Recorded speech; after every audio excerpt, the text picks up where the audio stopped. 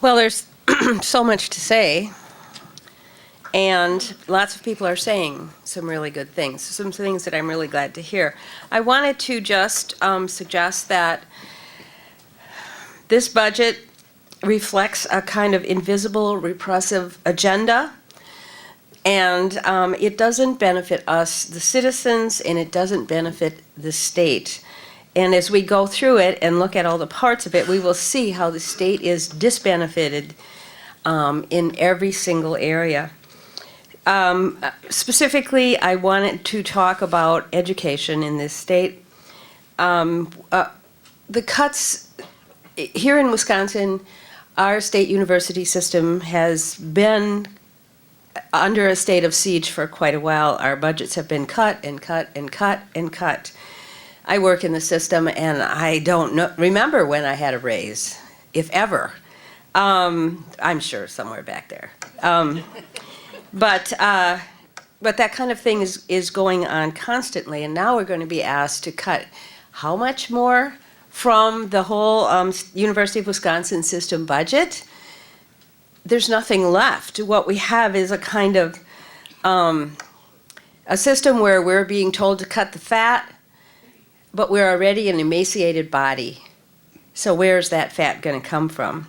And one of the consequences of having this kind of ongoing cuts is that we're bleeding good teachers all the time. I just got a very recent update of data from the college's central office about the numbers of people, instructors, faculty, who have left our college's system in the last 4 years.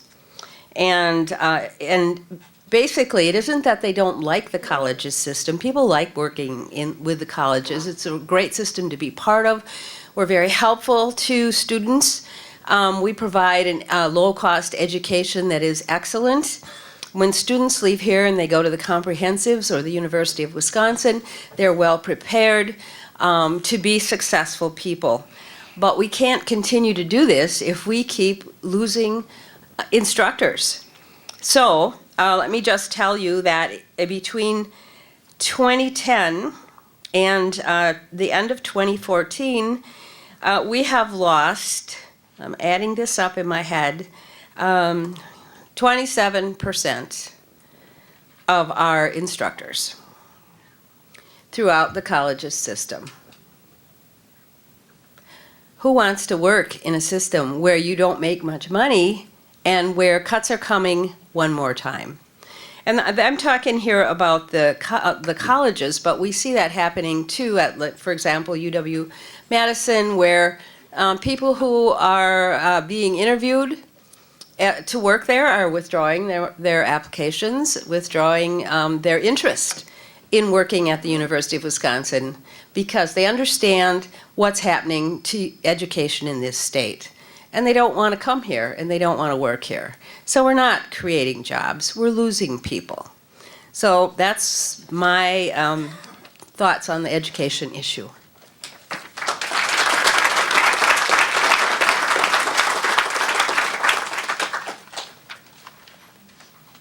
I think I'm next. Thank you for letting me speak. I'm Larry Meyer. I live in Lima Township in Rock County, and I grew up on a family farm north of Delavan County O in Walworth County. I'm also the chairman of the Rock County Conservation Congress, and since Walker's budget came in, believe me, I've talked to a lot of hunters, trappers, fishermen, conservationists in southeast Wisconsin, and they all say what basically the same thing was Walker doing. I can tell you that I'm opposed to eliminating the stewardship fund till the year 2028.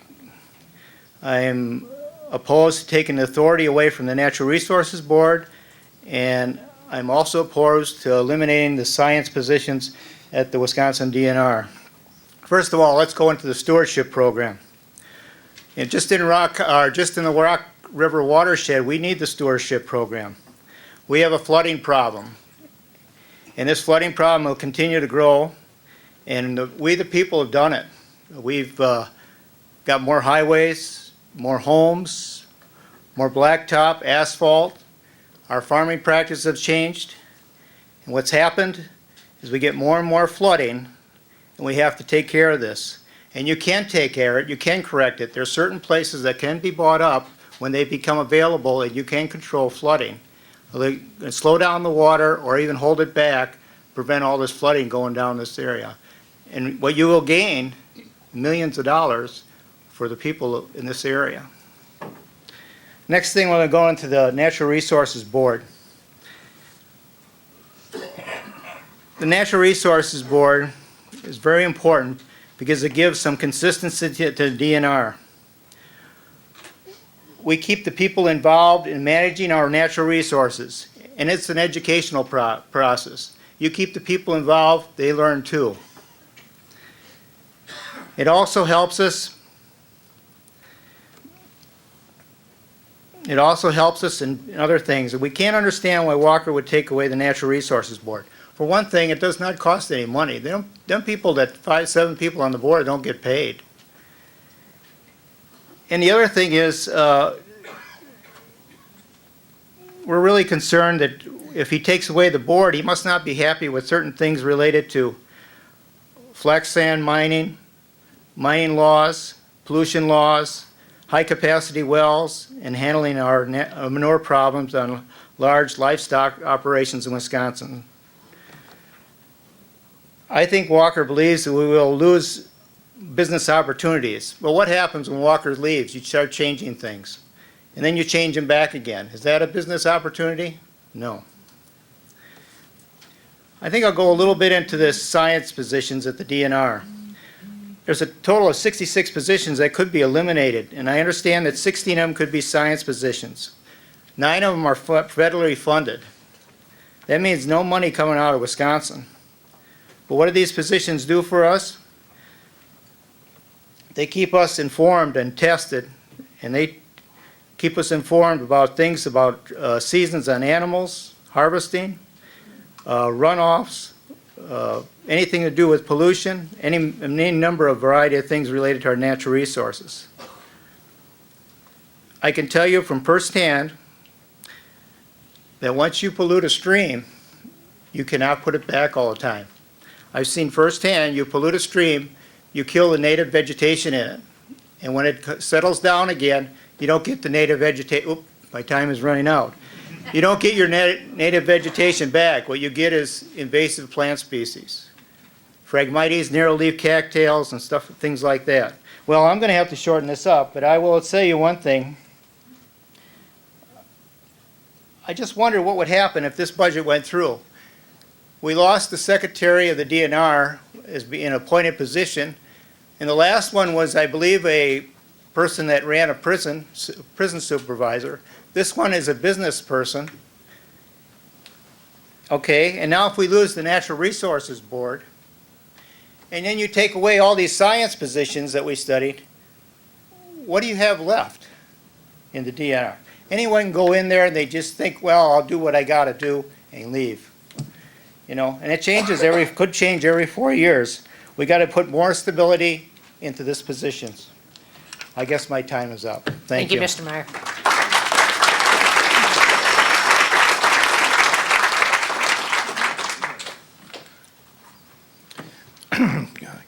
Good afternoon. My name is Terry Meyer, no relation to Larry, but I agree with pretty much exactly everything that he said in much greater detail than I can give you.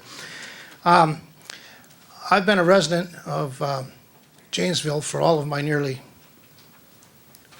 I take that back. I've been a citizen of this state for nearly all of my 64 years, and I've been a resident of Janesville since 1977. During the campaign, we hear a lot of things, but none of the kind of detail that we're looking at here before us this afternoon. We heard a lot about cutting taxes and a lot about growing jobs. And the tax cut that I've seen that's supposed to benefit most of us in this room is the equivalent of a $5 property tax cut. And what do we get for that? And we get a lot of cuts, and I'm just going to kind of go down really quickly through the cuts that I oppose. I oppose the cuts that are proposed for university funding. I'm against the cuts to public and television radio. I'm against the statewide vouchers especially to those that are already in the private schools. Many of those people already have their children are in these private schools, and now we're going to give them this extra bit of money to help promote that. As one of the other gentlemen said, I'm totally against that.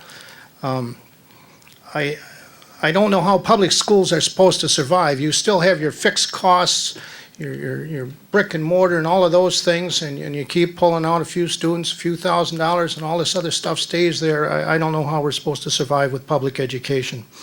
I'm against spending money on drug testing for unemployed people. Most of these people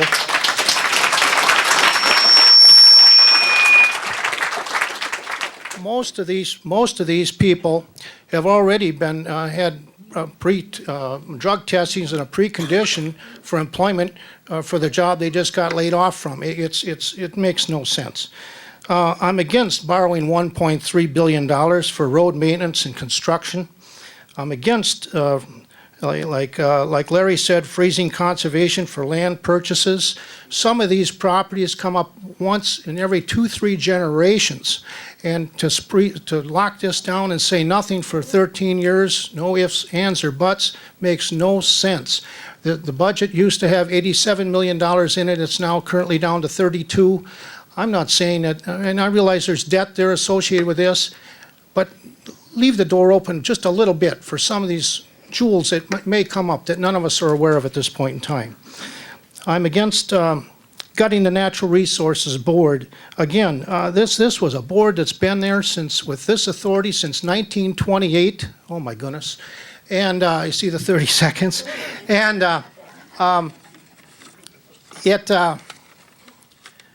it was put there because politicians weren't doing the right things with our natural resources. It's the very thing that we're looking at going back to now that our people realized back in the middle 1920s what was going on. I'm going to skip some of these other things. I'm really against the major reductions in state parks, increase in the user fees, and renaming them with corporate sponsors and what have you. But I guess I'm going to close with this. I'm not interested in turning our state into fodder for ultra-conservative groups that want to fund a candidate for president.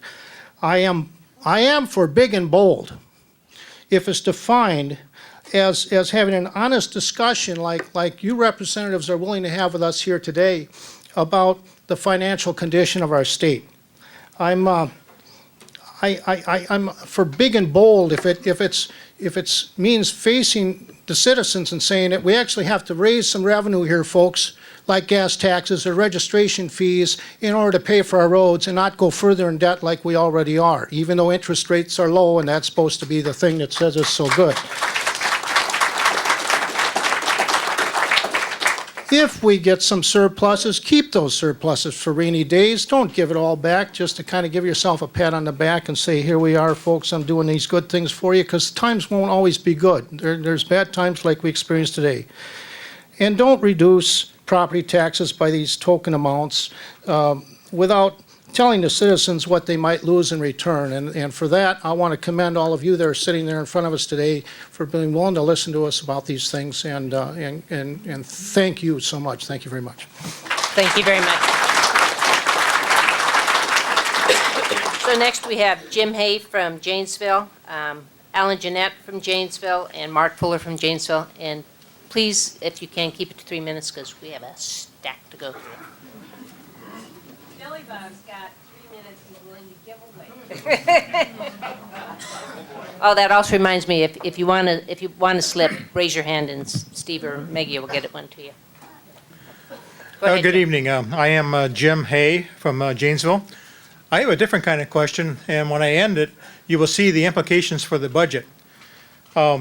Last week, in fact, it was a week ago today, at an assembly hearing at the Capitol, Tim Silla, who is president of the Janesville Local 95 UAW, commented on mediations that have been going on with the possible return of GM to Janesville. With the national contract with GM and the UAW coming up this fall, I think it's the middle of September, the status of the Janesville plant will be discussed, which means torn down, sold, reused, or whatever. Tim Silla feels very positive on these negotiations that are ongoing They have not been out in the public. They aren't on the front page of the papers. My question to you is, what incentives is the legislature discussing that you'd be willing to put out to encourage the return of GM to Janesville and provide hundreds, if not thousands, of new jobs?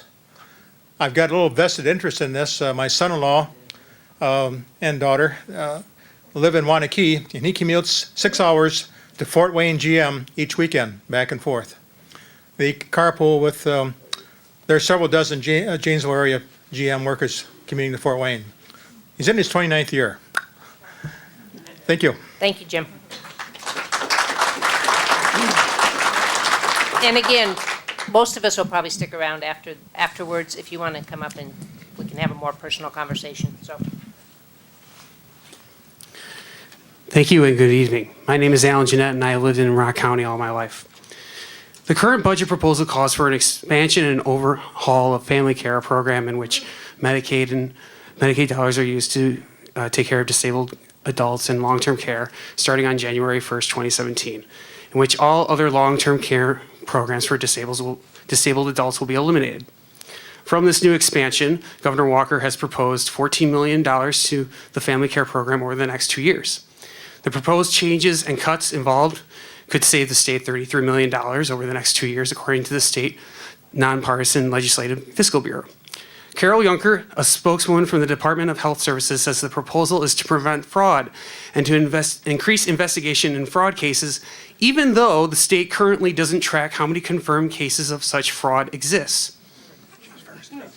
However, those who are affected by the changes in family care will possibly have the parents, guardians, and caretakers make changes for these individuals with potentially changing their doctors and potentially losing their jobs.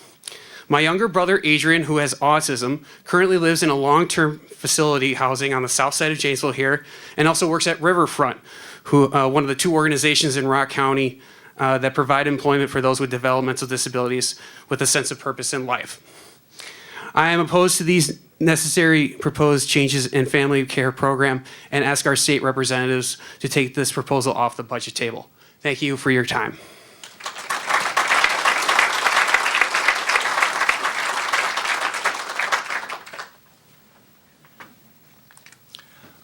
My name is Mark Fuller. I live in Janesville. Thank you very much for having this forum. There are many items that concern me in the budget, and I'm just going to focus on a couple of them because there's a sort of a theme. One is the health care for our most vulnerable populations. So the family care that Alan was just talking about and the IRIS program. These are self-directed comprehensive services, and they serve about 50,000 people together. And they're both to be turned over to a handful of for-profit insurance companies. It's not clear what's going to happen. The overseeing by for-profit insurance companies might not offer what the services are intended to offer. The state statute for IRIS would be eliminated. It's eliminated in the budget proposal. And what for-profit companies will cut first, if they need to cut, are non-necessary medical services. Non-necessary medical services would include the things that these self-servicing services are all about. This is a short-sighted philosophy. Self-directed clients are important and engaged members of our society. IRIS payments will be replaced by more costly services. A monthly disbursement now is 1/4 the cost of an institutional stay, and that's not even for the for-profits. Another vulnerable population concerns the senior care. My predecessors have spoken well about that. It'll force the seniors to enroll in the more costly and confusing Medicare Part D prescription program. And then they will also suffer an increase in cost from $30 a year to $60 a month.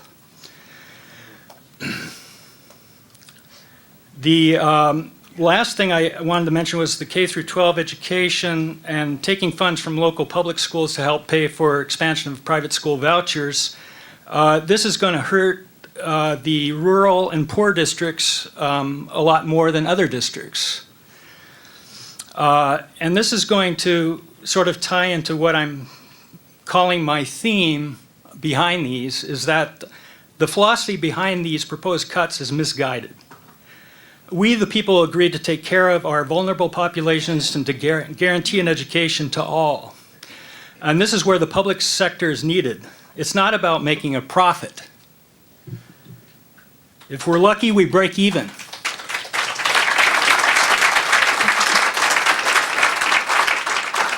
We need to stick to the people's priorities. Thank you. Thank you, Mark.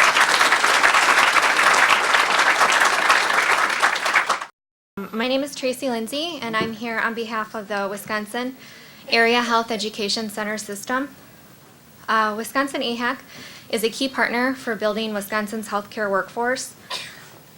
AHEC recruits, trains, and retains healthcare providers in rural and medically underserved communities. The AHEC system is an essential component of Wisconsin's effort to maintain its competitive advantage in providing high-quality, high-value healthcare at reasonable costs, and to assure that those benefits are available to all its citizens. The program currently supports 7 regional organizations in Wisconsin. Offices are located in Manitowoc, Wausau, Milwaukee, Beloit, Cashton, Superior, and Marquette. Locally determined needs drive the programming for each center. The AHEC program is not viable without state support. The Wisconsin program currently receives approximately $700,000 in federal funding based on maintaining 7 regional centers. Eligibility for these federal funds requires administration through a medical school. The UW School of Medicine and Public Health contracts all these funds directly to the centers. Without the foundation of state support, the centers would not be eligible for this federal funding and would not be able to leverage additional grants and contracts to meet the healthcare workforce development needs in our regions. Until the 2011 and 2012 fiscal year, state funding for the program was by direct appropriation from the state legislator. Current support for AHEC programs through the UW School of Medicine and Public Health and other system campuses is bound to erode further as the UW system addresses the huge budget cuts proposed for 2015-2017. The Wisconsin AHEC needs a new line item appropriation of $1.4 million to provide a core program staff and operations budget of $200,000 for each of the 7 regional area health education centers. Thank you very much for your time. Thank you, Tracy.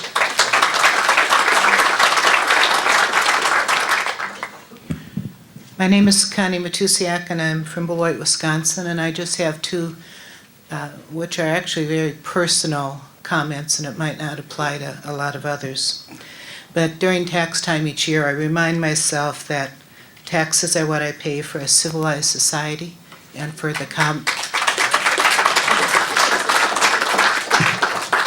Commonwealth. And because when I go to vote, I want to be an informed voter, Wisconsin Public Television and Wisconsin Public Radio are the best source of wide-ranging knowledge and information in the state.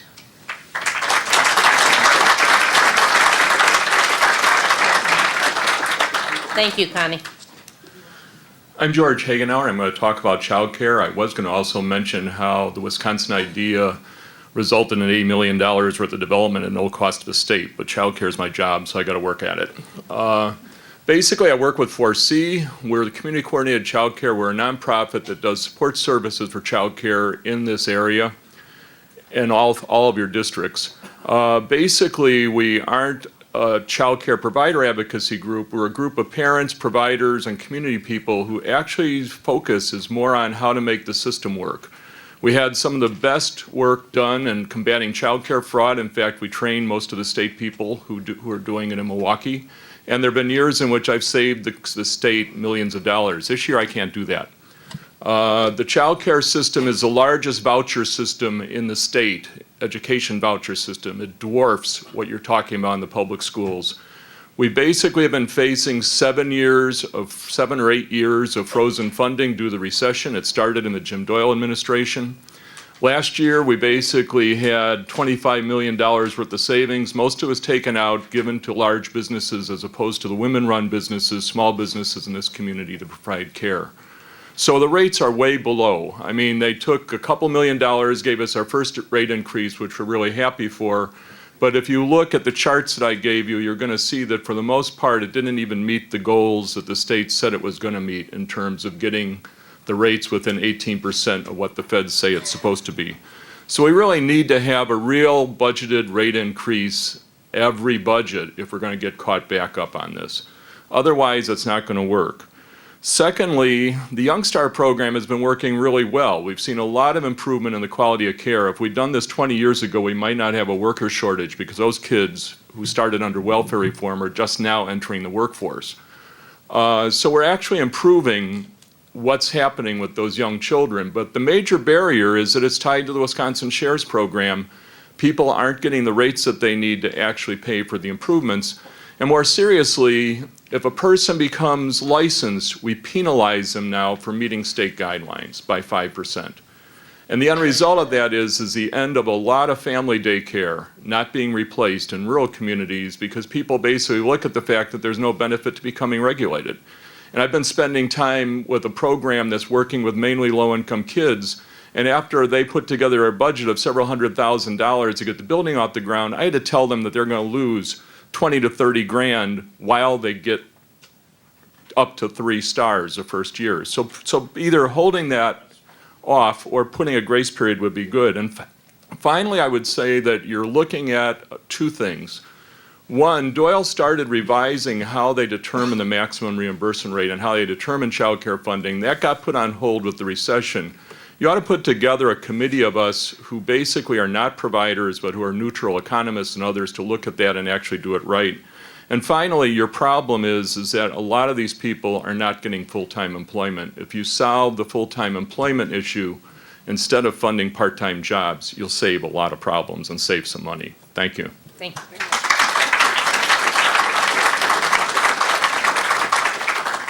Next, we have Tom Couts from Milton, Dean Painter from Janesville, and John Green from Edgerton. Tom asked me to go first. So, I'm Dean Painter with the Rock Trail Coalition and the Ice Age Trail Alliance, which are 2 parks and trails groups, as you may guess. I'm also a very non-traditional student here at UW-Rock County. And that has nothing to do with really my talk, but they can't handle 14% cuts, they can't handle 4% cuts, they can't handle cuts. But what I want to talk about is the DOT budget and the cuts to the Transportation Alternatives Program and the repeal of the Complete Streets Law.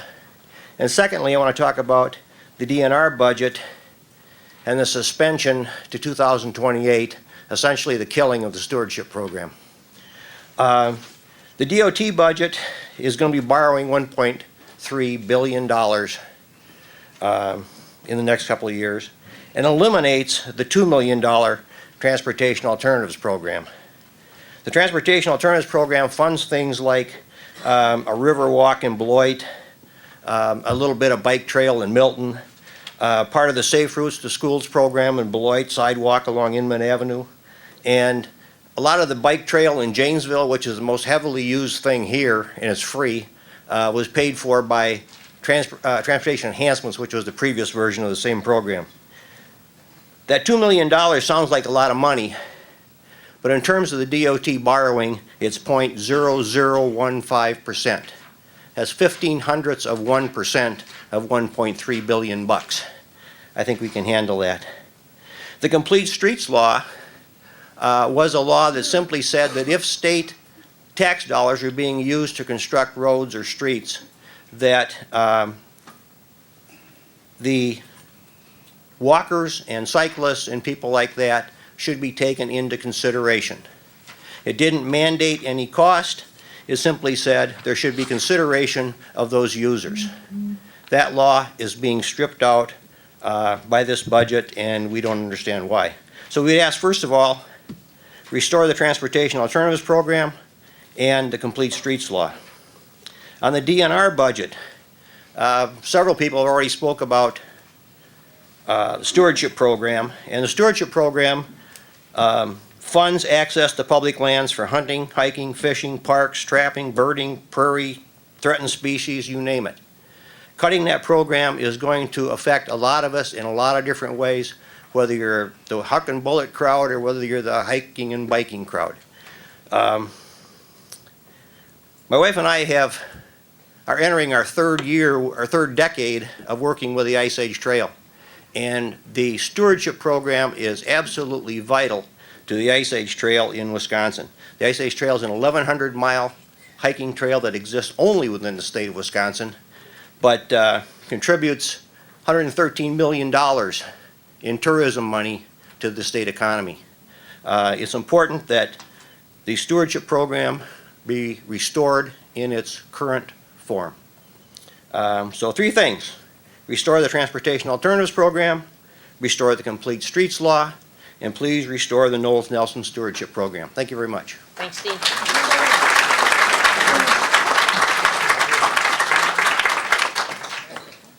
Good evening, Tom Kautz.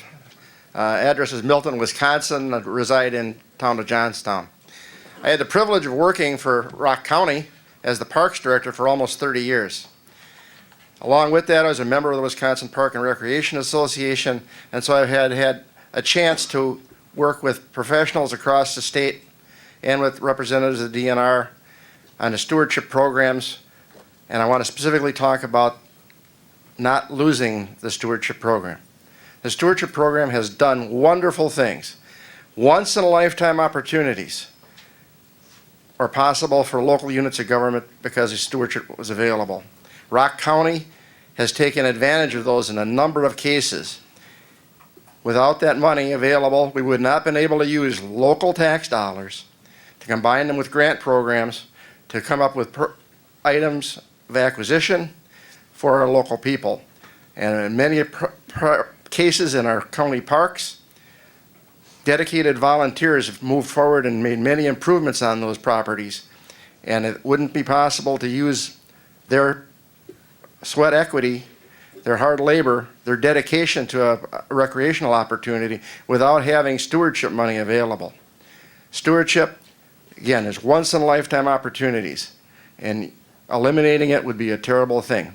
I know that in talking with other professionals across the state in my years and trying to obtain funds for Rock County, many other communities across the state benefited mightily from involvement with the stewardship grant program. Please do not shut that program down. Thank you, Tom.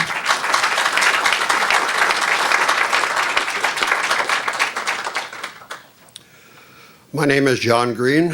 I live in Edgerton. Andy and Janis are my representatives.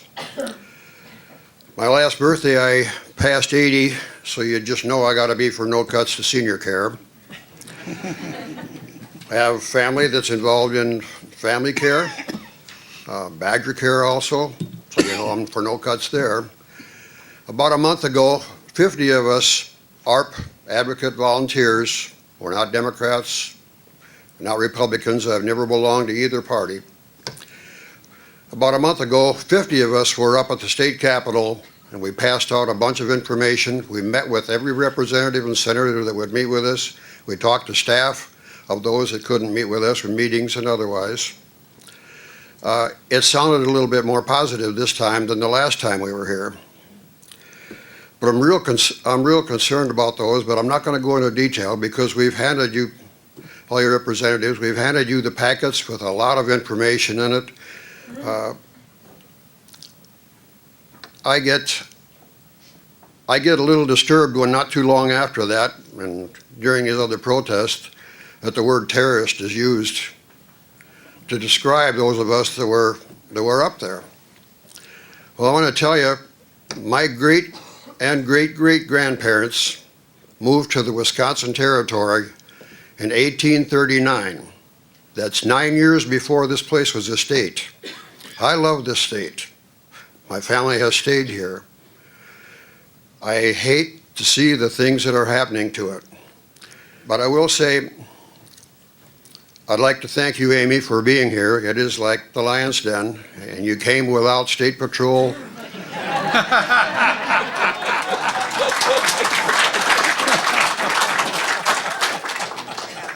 So that's kudos to you for that. And I would also like to, as an AARP volunteer, stretch my hand out to you, Amy.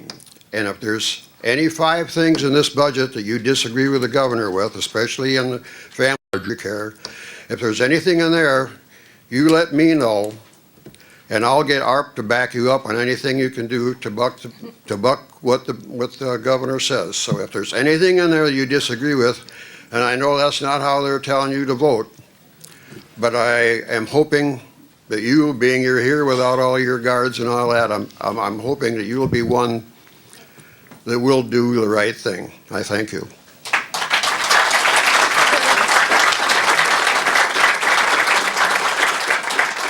Thank you.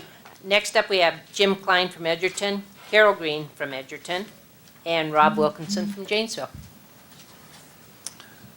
I'm the type person that looks to the long view of this situation. From my perspective, the damage has already been done here in Wisconsin. And I know you from the minority party up there are going to be working and working and working over the next several months to try and get some compromises on the things that are in this budget that are really not good for Wisconsin people. However, I would like to tell you, and I checked for this budget, I would like to tell you that do not spend all your time trying to convince the majority party to do this or that or what have you. I believe the minority party in this state is a bit in disarray, and I think you need to spend some time regrouping and getting organized and getting a platform that the citizens can all support. And before you know it, the next election will be here. And I'd like to say this about this budget, which is horrible. If we have to pass it, so be it. We'll just have to suck it up for a couple years until we get back in power. But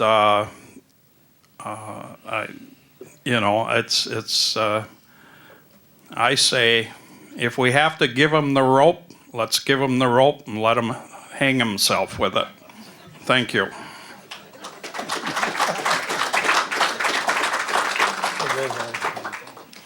My name's Carol Green, and I'm from Edgerton. And my concern is senior care and my mom. She lives in a subsidized building, and so if she had to switch from senior care to the Medicare Part D, that would mean an every month payment for her versus the 1-year enrollment fee, which that every month payment would be very, very difficult for her. So I'm asking that you keep senior care out of the budget. Thank you very much. Thank you, Carol.